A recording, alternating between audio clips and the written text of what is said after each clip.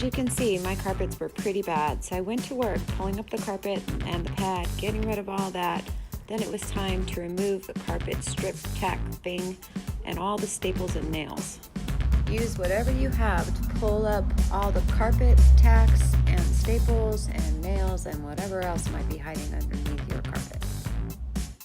This was definitely the hardest part of this project. It was amazing how much was actually hiding underneath there. It took a lot of different tools, pliers, screwdrivers, lots of things, but I finally got it up. So I had some laminate flooring that was used in the other parts of my house.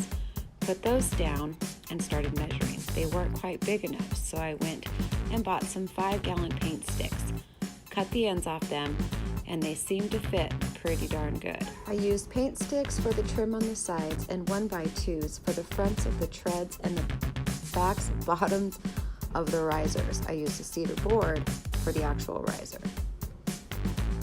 The tile strips are self-adhesive, so I didn't have to worry too much about them. I used a lot of glue and a brad gun to hook on everything else.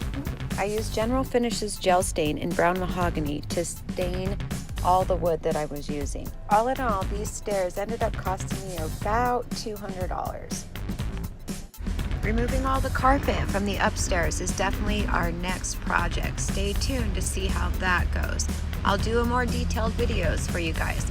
Hope to see you soon. Don't forget to subscribe, and thank you for hanging out with me.